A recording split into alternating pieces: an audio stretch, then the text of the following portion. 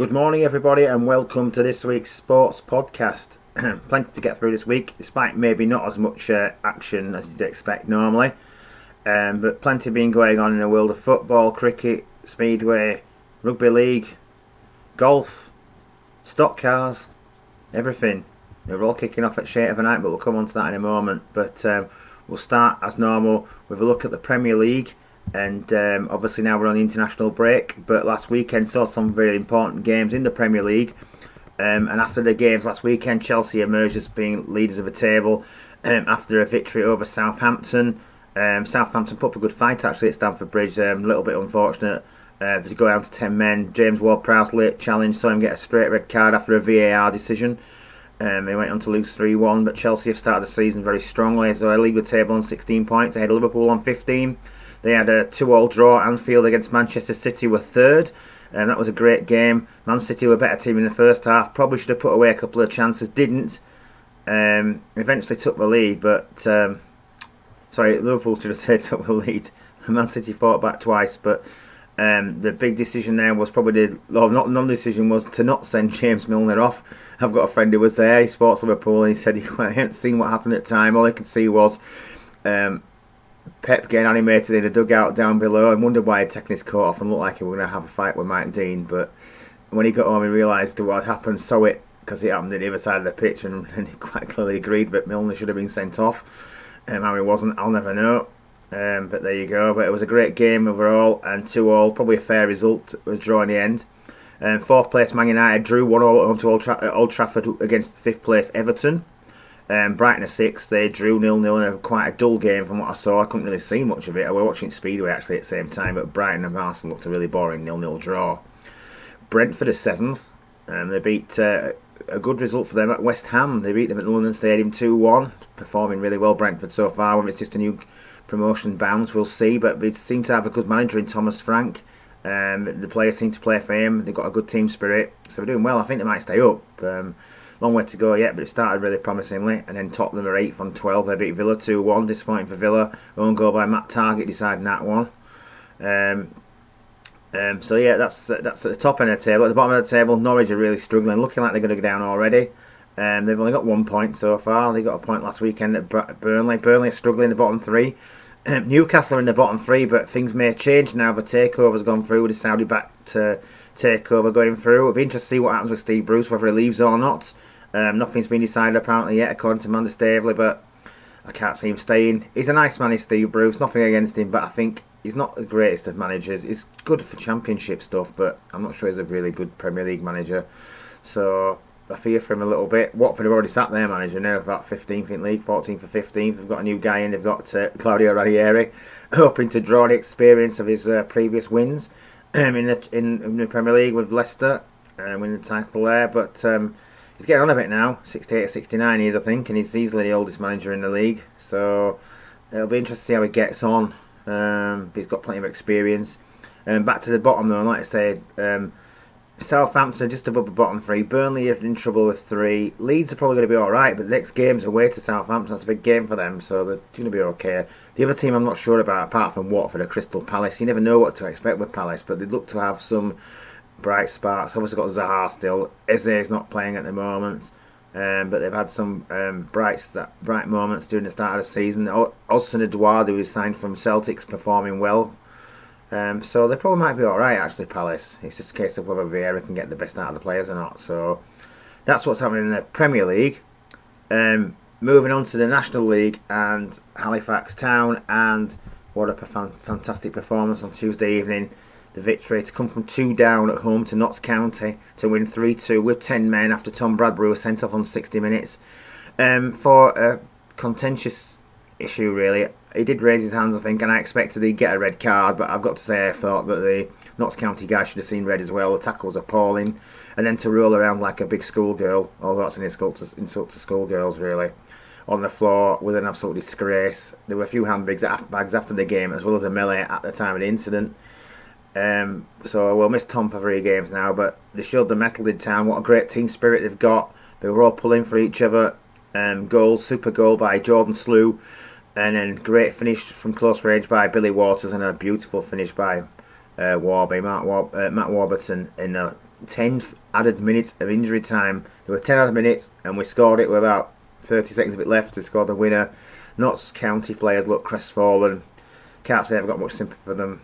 I think they see themselves as sort of big time Charlies really in our league. They've got money, but they're not doing as well as perhaps they should be so far. Looking at the table, Grimsby started really well. They've lost once away to Bromley, 3-1 when they were down to 10 men in that game actually.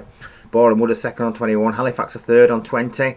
Dagenham fourth. Early leaders have lost after the 3 the last 4 games, and we've got them coming up in 2 or 3 weeks' time at home, so hopefully we can put another nail in the coffin. Chesterfield, big time Chesterfield are 5th, they're 19. Bromley 16 in 6th. Solihull, Altrincham, Woking and Notts County at 10th.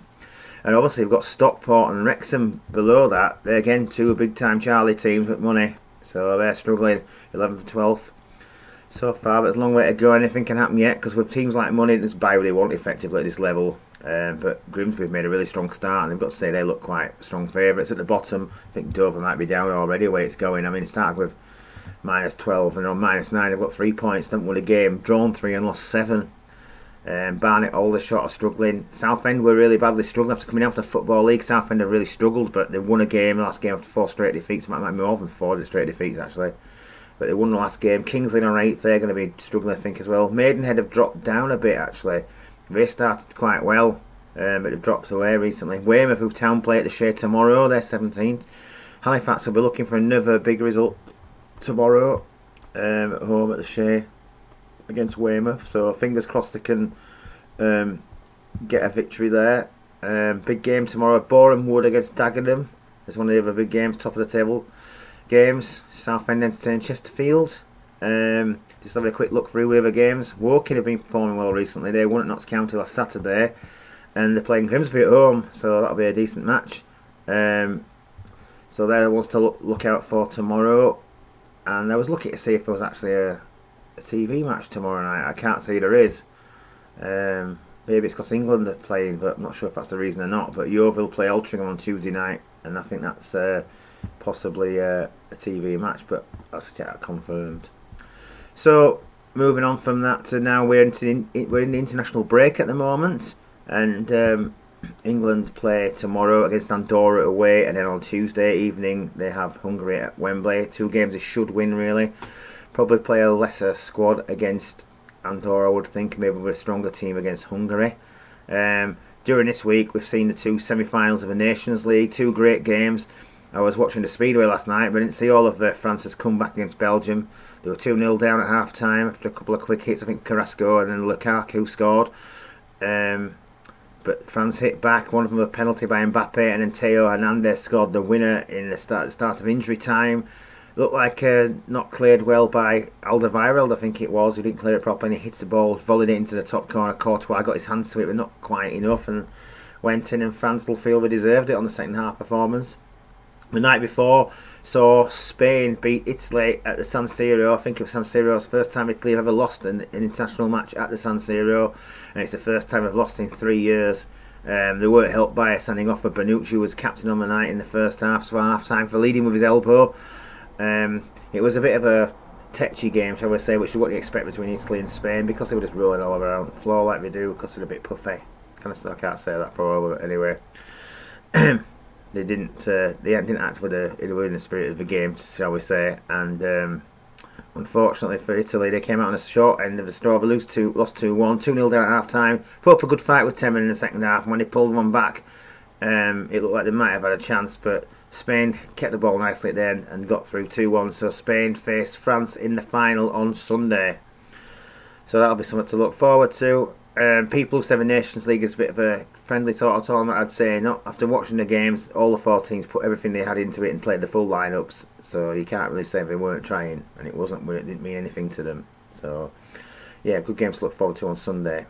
Okay, moving on from football now, and we're going to talk about Rugby League, because both the Rugby League Grand Finals are this weekend. The Super League Grand Final takes place at 6 PM tomorrow, Saturday, at Old Trafford, and it is Catalan Dragons against St Helens. St Helens are the current champions. Catalans probably the best team this season. I think it'd be fair to say they deserve to win it. If they do win it, good luck to them. I don't really mind who wins, to be honest with you. but it should be a good match. And on Sunday, the Championship Grand Final, or the £1 million game as they call it. I'm not sure it's worth £1 million in rugby league. It's probably worth about £5.50 or something like that. And it's Toulouse against Featherstone in South France. Sunday, I think it's 5:30 on Sunday. Again, those two teams have been the clear best two teams in the league. Halifax lost to Featherstone in the semi-final last Sunday, 42 points to 10. And Featherstone, I can't remember what the score was between Toulouse and Batley. I think it might be 45-10, but again, a comfortable victory.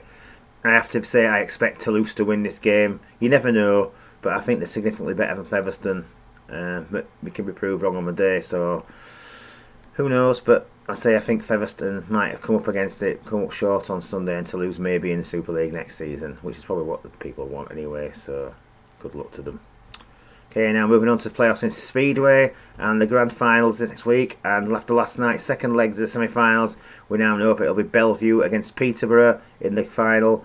Bellevue will be at home to Peterborough on Monday evening at the National Speedway Stadium, and they'll be at the East of England Showground or Arena, whatever they call it these days, on Thursday. So second leg at Peterborough on Thursday.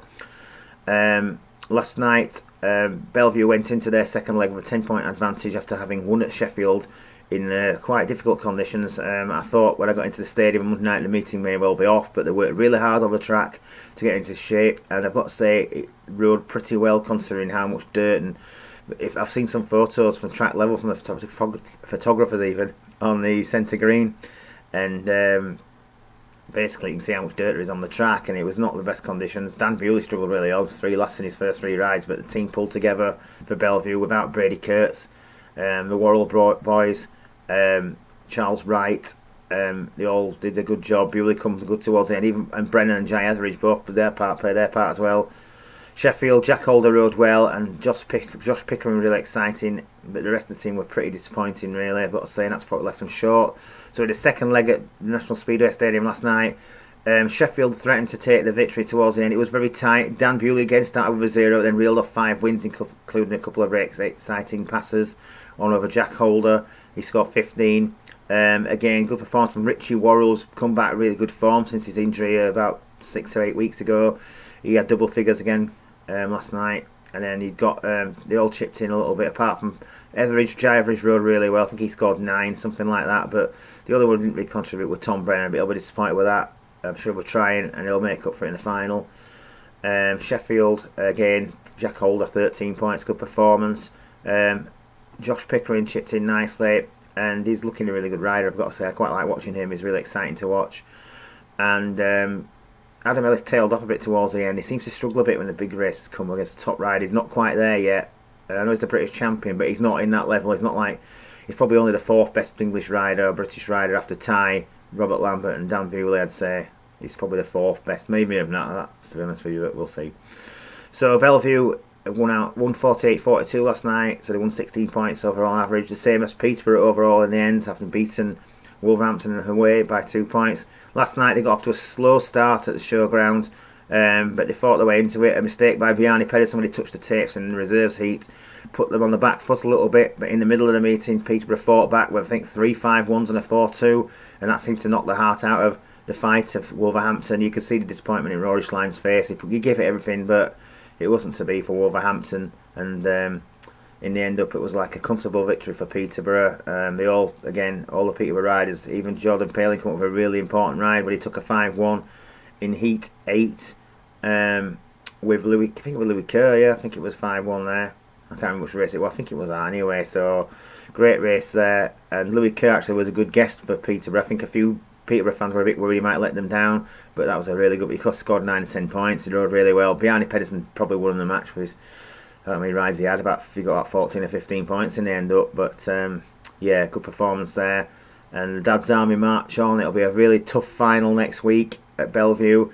The National Speedway Stadium's a really, really fair track. Peterborough riders will enjoy riding there, providing the conditions are good.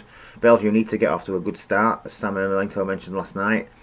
If they're going to have a chance of winning it, I think you've probably got to favour Peterborough. They finished top of the league. I don't really mind who wins. I prefer Bellevue to win, but if Peterborough won it, I won't be too bothered. I'm glad they're the 2 teams that got to the finals. I want to die for those 2 to get to the final. So as long as it's a good meeting, I hope to be there on Monday. So something to look forward to, provided the weather's okay. So that's good.